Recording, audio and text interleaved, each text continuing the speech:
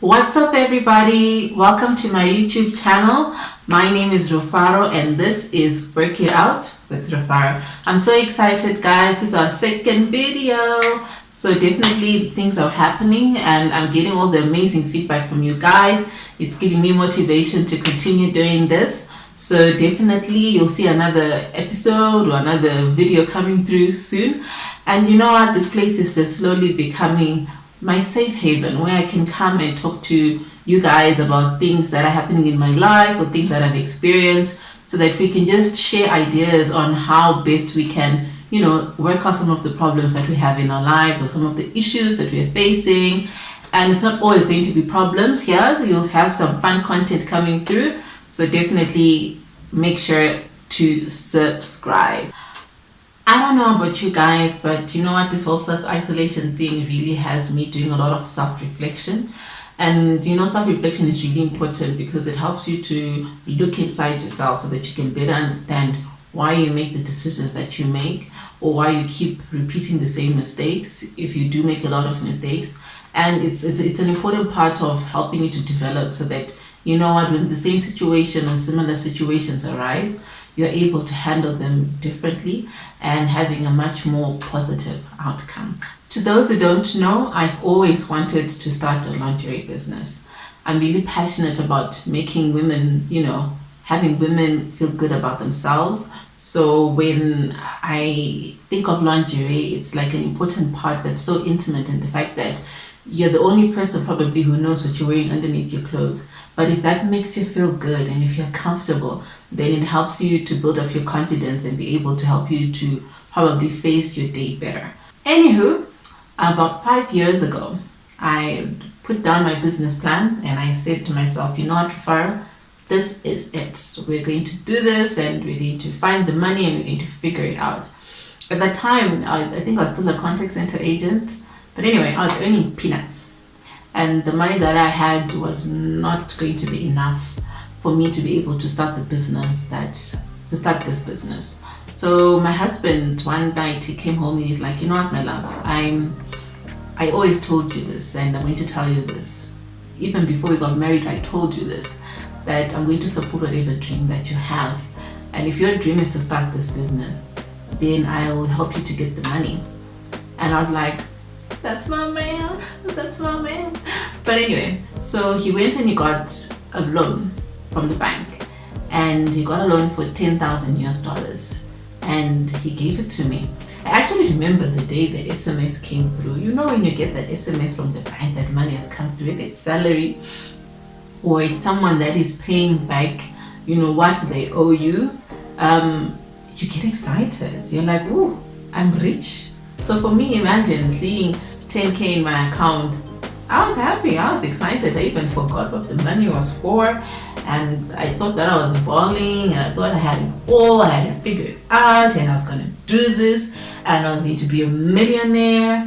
What you see yourself like, I got this, I can do this. But things didn't actually turn out that way. So for this particular business, I really wanted to sew my lingerie from scratch. I didn't want something that was going to be easy for anyone else to copy. And I was thinking to myself, Rufaro, you went to school for 6 years and you did fashion and fabrics during that entire time. How hard can it be for you to be able to just get the basics of how to make a bra, or how to make a simple underwear, and then be able to replicate or make a better version of whatever it is that you have in mind? So my idea was to make sure that my items were unique. And if I was going to absolutely have to order something, I'd be ordering it from suppliers in Europe. I wanted to make it sophisticated and elegant. And I was trying to avoid ordering from China or from any easily accessible suppliers in neighboring countries, because then everyone else would be able to copy what I was doing. And that's what I wanted. That I was actually trying to avoid that. So I immediately put out an advert in the press, and I wanted to get 2 tailors to come through and be able to help me with this dream of mine. And it was very difficult. I struggled to get experienced professionals, people who understand about the lingerie business, about how to design, how to cut, how to sew, the type of material, the fabrics that you require to be able to make that happen. And the people that I kept, bumping into were people that knew how to sew curtains, duvets, they can do dresses, they can do wedding gowns and stuff like that, but not specifically lingerie. It's a very unique kind of thing to do, and it requires a certain level of skills or bit of understanding in trying to make sure that you get it done properly, and it's not something that will end up being of low standard or of low quality.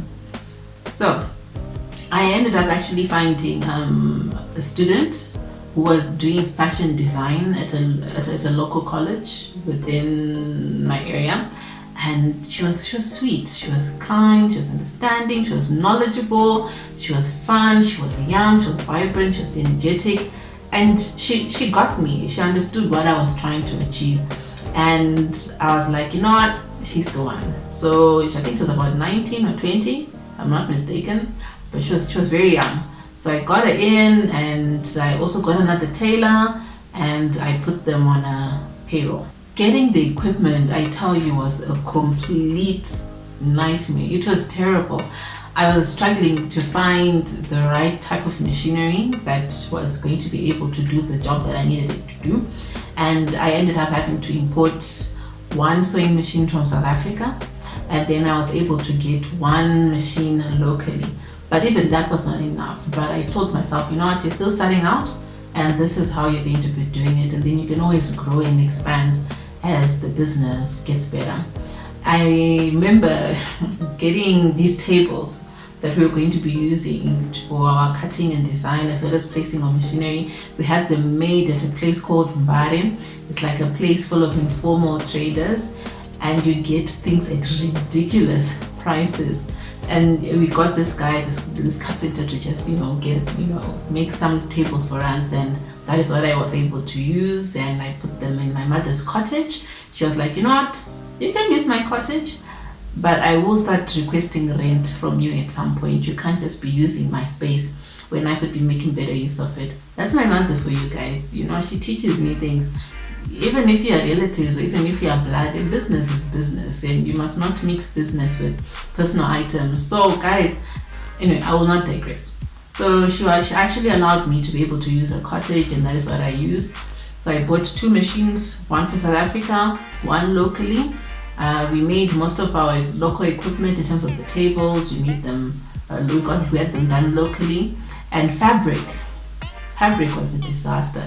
From lace to silk to satin to cotton, the right type of silk, the right type of lace, the right type of cotton, it was very hard to find. And I remember this one time I took an off day from work, and I went up from downtown to uptown, uptown, downtown, downtown, uptown, looking, and all these shop owners were telling me, you know what you're looking for is too specific, you won't find it here, you have to import it.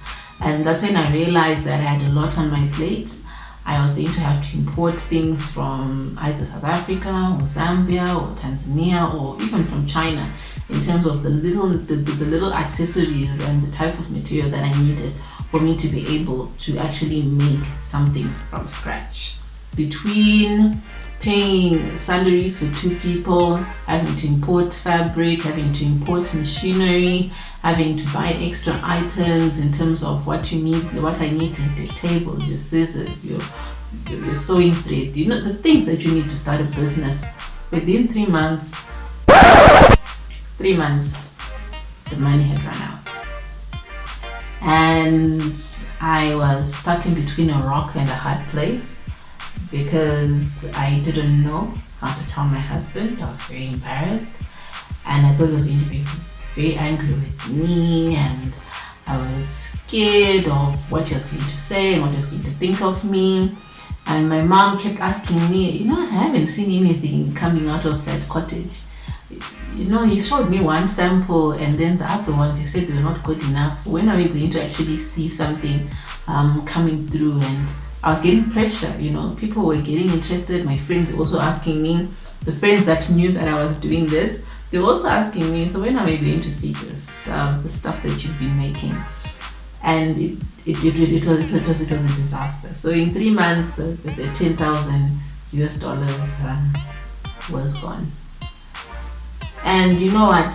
I made a lot of bad decisions. When I look back at the things that I was doing, even if you're paying attention, I'm sure you've already picked up some of the mistakes that I made in terms of trying to start this business, what I could have done better. And I actually remember when I was doing the interviews for these tailors, I went to a nice restaurant. It was a cafe. Anyway, I went to a nice cafe in town, and that's where I had my interview. I was trying to present, this, I've got it all together, you can trust me, this is a legitimate business kind of vibe. So I actually spent more money than what I had on things that were not important, because I was trying to make an impression and also try to have these people that I was going to be recruiting or hiring, to look at me and take me seriously. So I made a lot of bad decisions, and the things that I learned, let me tell you the things that I learned.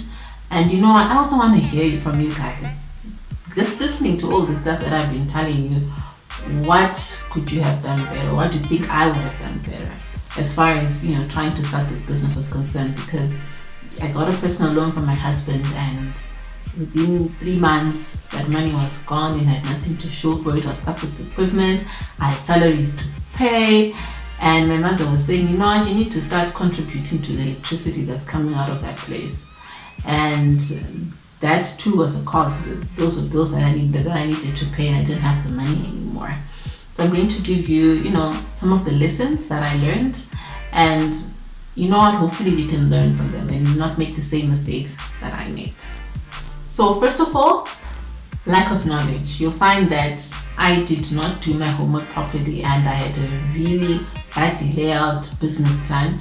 A business plan is really important. It's the first thing that you really need to sit down and look at to see if you're going to be able to achieve your goals. And you actually have to follow it to a T and make adjustments as well as you go. So you find that because I wasn't thorough, I didn't do all my homework, I didn't tie up all the loose ends, I didn't think of the alternatives, I didn't think of the risks involved, I did not take time to understand how the industry works and how the business works.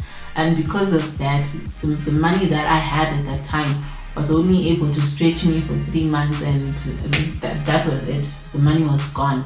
So you find that when I really think about it, it would have been cheaper for me at the time to import from China, or to find a really good supplier that can give me something that I need and that is unique. And then with time, I can then start investing in the business so that I can make my own lingerie from scratch. Poor cash management. Dear God, my record keeping was sloppy. I got too excited, I wasn't keeping money, I wasn't keeping track of the money that I was really spending. And I remember at some point I even gave this tailor the rights to say, I'm going to give you, I think it was $1,000, and I said, go buy this and that and bring me the receipts. But I don't remember actually taking time to look at those receipts to see if the things that we said we were going to buy were the things that we bought, and the cost, and was I given back my change, if there was any change, did we buy from the right suppliers? There's certain things that you could buy locally, like sewing thread, but maybe we could have bought that sewing thread at a cheaper price from a different supplier than the ones that we were going to. So my record keeping was sloppy, and that left a lot of loopholes in the sense that anyone could just, even those tailors, they could just easily take advantage of the situation. People can tell when you're not organized. And they're like, this person doesn't know what they're doing. Let me take a $5 there, let me take $10 there. And you are not even keeping track, and you don't even really know what's going on. So in terms of my cash management, it was poor. I was spending money unnecessarily. And you know what? Instead of going to an expensive cafe to do my interviews, I could have actually had them in my home. Yeah, I could have had them in my home. 3, in my experience, don't take personal loans to finance your business. So you don't take a personal loan for you to start a business. It's never really a good idea, because you know what? When you take a personal loan, you immediately hit with the repayments. The bank is not going to wait for you to become a millionaire. I think I need a drink here because this is my throat is getting dry. Anyway, the bank is not going to wait for you to become a millionaire for them to say, you know what, when you've got $1,000 in your account, then you can start paying us back. They want their money back immediately.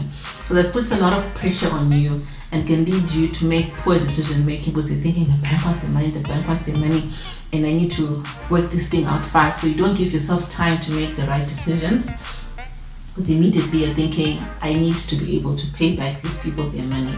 So for me, that was a mistake that I made. I used a personal loan to start a business, which is, in my experience, was not a good idea. I did not look for investors. It's always good to have investors and have investors be the primary financing strategy for your business. Because investors understand that a business can succeed or it can fail. Poor management skills. Guys, I was not organized. You know what? I really did not take time to actually effectively manage this business. I was excited by the idea of being a business owner, but I was not ready to get into the operational part of it, the decision making that comes with it, the strategy execution that comes with, making a business succeed. I was not ready for that, and I did not do that. And because of that, you find that there was even this time, I remember one of the two tailors that I'm talking about was skipping work, or should leave work early, and the student was complaining to say, you know what, she leaves early and sometimes she's not even there and she leaves me to do everything by myself. And I was a bit scared to confront her, to be honest. I was like, she scares me, I'm not going to confront her. But you know what, I was the business owner, but I was scared to confront someone who I was paying. At the same time, I was paying that person money. And you find that I always used to tell the student, figure it out. You must tell her, you must be firm. But I, as an individual, as the business owner, I was not showing any good leadership skills, because I failed at that point in time to confront and to be able to handle the operational issues that were coming through as I was trying to build up this business. The economy, the Zimbabwean economy, is brutal. It's not for the faint-hearted. When you want to start a business, it's not for the faint-hearted. So you find that during that time, even up to now, but anyway, during that time when I was trying to start this business, remember I told you that I could not find specific fabric that I was going to be able to use to make my lingerie pieces. I was struggling to find equipment. I was struggling to find the right resources that I needed in terms of raw materials, that is, to be able to make sure that I was going to be doing this.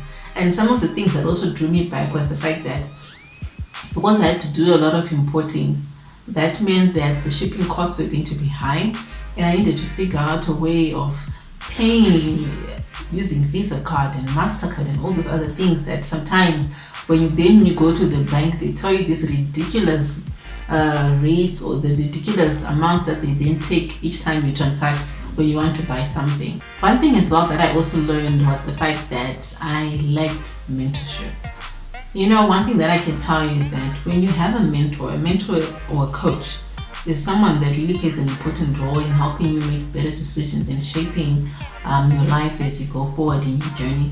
Because for me, what I could have found, what I could have made the effort to do was to look for a mentor, someone who had experience with running a business within the environment that I was operating in, someone who understood what it meant, to start a lingerie business, for example, someone who was actually successful in that field and had a lot of knowledge so that they can share that information with me. So guys, in the end, I just gave up. I was like, this is too hard.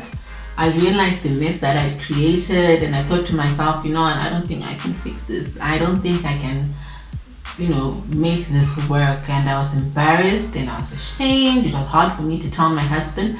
But I think, being the observant man that he was, I think he could tell, just as you were, getting into it, that I don't think this money is coming back anytime soon. You can tell when your partner is not making the right decisions. But at the same time, you let them, do their thing so that they can learn from that process or that journey. And he allowed me to go through that. So for me, it was very hard to then have to sit down and tell him that, what, babe, I think I made a mistake here and this is not working. I actually remember going through a phase where I was not taking responsibility, where I think I was blaming the economy, I was blaming everyone else and anything else other than myself, of which you can't grow from that. You need to be honest with yourself when you make decisions that you're not proud of, to say, how could I have done better? Why did I make this decision? So that, when the next opportunity comes, you're ready for it. I was not prepared. Success is not luck. It doesn't just happen. No Torah or any of those things that, or prophecy, will just make you successful. It's literally preparation meets opportunity, or opportunity meets preparation. You just need to be ready. You need to have the right skills, the right knowledge. You need to have the vision. You need to have the drive, the energy, the passion at that point in time, so that when the moment hits you, instantly you go and you shoot off like a rocket. And for me, I was not there yet. But you realize that since then, I haven't been given $10,000. I haven't gotten my hands on that amount of money since that point in time. But if you give it to me now, I now know what to do with it. And I liked what he said. I remember some of the things that he would tell me. He told me, you know what, Rufaro, if you're serious about this, then you mustn't give up. That's the first thing. You must keep fighting and make sure that you achieve what you want to achieve. And the second thing is that now you know how not to run a business. And to myself, I always say, now I know how not to lose $10,000, because it's cold out there. It's hard out there trying to get your hands on that amount of money. And for some people, it's probably peanuts, but for people like me, give it to me today, and I think I can make better use of it and I can make wiser decisions. So guys, this is me. I'd like to know from you guys. Tell me in the comment boxes. Please tell me in the comment boxes the most amount of money you've ever lost. The first thing. The second thing, what would you do today if you were given $10,000? What would you do with it today? What sort of business would you start, if any? Or probably go on a holiday. I don't know. But I'd like to know, you guys. What did you learn from this video? What did you learn from what I was talking about? And what do you think I could have done better? If you have any tips as well, as to how you think, Rufaro, when this happens again, this is how you can make better decisions. Please book your girl up. I need the information. I need to grow, and this channel is all about that. We're here to help each other improve and become better versions of ourselves, so that we can live our best lives. So it's really important for me to hear from you guys, and I always enjoy the feedback, whether it's in the comment section or it's in the private messages when you inbox me. That's always exciting. So guys, this is my story. I made a blunder. It took me 3 years to repay back that loan. 3 years with interest, of course. It took me 3 years to repay back that loan. And I actually remember I celebrated with my husband, saying that, this loan is gone. And for me, I'm not someone who likes to owe anyone anything. So I find that even up to now, I don't really entertain anything to do with debt. It takes a lot for me to sit down and say, so I'm going to take this amount of money to be able to achieve this. And now I make sure that if I say I'm borrowing this money to buy a spoon, I will buy a spoon. I will not take the money and go buy a chocolate, if you know what I mean. I'll make sure that I use the money for exactly what it's intended for. And guys, so this is it. When you're starting a business, don't take a personal loan, because the risks are always higher. You have to repay with interest, and it puts pressure on you, so that you then have to give back that money immediately, which can lead you to make bad decisions. Secondly, always do your homework. Make sure you've got a solid business plan, because the business plan will give you guidance on how you're going to execute your strategy so that your business can succeed. Always make sure that you've got investors lined up, build up on those reserves, so that you're never lacking in terms of resources. And always make sure that you've got the right skills. Read books, take an online course. Some of them are really free, and you can be able to build up the skills that you need, so that you can be able to lead as well as manage people. And that's something that I lacked. And you know what? Always make sure you know what's going around within the economy that you're operating in, because once something bad then happens, you're able, it's either you've already planned for it because you've already done your risk assessment. So you know that if this happens, this is how I'm going to, tackle the situation, so that your business doesn't sink. And for me as well, one that I've always, required, something that I think that's very important, is to get a mentor. make sure that you've got a mentor or someone that is helping you along the way. If it's a business coach, a life coach, but some sort of, positive influence that is helping you to make the right decisions for yourself and for your business. And guys, that's it from me. For those that are wondering, this is not wine. Perception matters. I'll be doing a YouTube video soon on something to do with perception. So guys, please make sure to subscribe if you haven't subscribed. Follow us on Facebook at Work It Out with Rufaro. On Instagram, I'm also there on Work It Out with Rufaro. I'm actually very excited, because on Instagram we hit 2,000 followers last week. So whoop whoop! Well done, guys. Thank you so much for your support and your love. I'm really feeling it, and it's giving me motivation and the drive to continue to do this with you guys. So guys, see you again next time. Love you.